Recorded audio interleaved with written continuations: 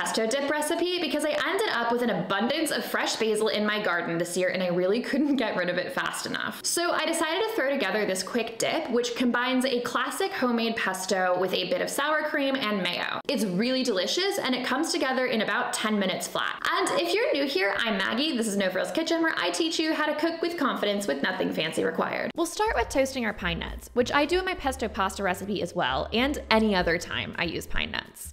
Add the pine nuts to a baking sheet and then transfer them to an oven for about 5 minutes, or until they are golden brown and very fragrant. Make sure you set a timer because these can burn super quickly. All right, now let's make our pesto. I usually call for grated Parmesan cheese, but I'm going to chuck some roughly chopped parm into the food processor first and pulse it a few times to see if this grates it sufficiently. I'm actually pretty happy with the results of this, so I'm gonna be doing this from now on. It saves me one extra dish to do.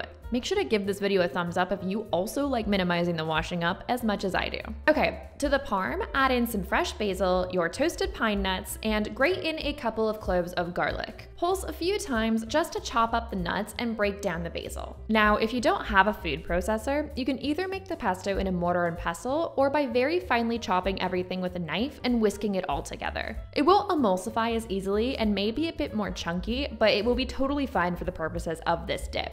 I personally just like doing it in a food processor because it cuts the time in half. Scrape down the sides and then with the machine running, drizzle in some extra virgin olive oil. Once all of your olive oil is streamed in, scrape down the sides again and then season with a bit of salt and pepper. I like to remove the blade before doing this just to make sure I don't cut up my spatula. Now in a medium bowl, add in some sour cream and a bit of mayonnaise. Then scrape in your pesto. Add a bit of lemon zest along with a splash of lemon juice. Then season with a bit of black pepper. I'm going to hold off on salt until I taste it, and then mix it all together until everything is well combined. Make sure to transfer it to an airtight container and refrigerate it for at least an hour before serving. It just helps all the flavors to mellow and get to know each other. And if you liked this recipe, make sure to hit the subscribe button so you don't miss my next videos. Enjoy!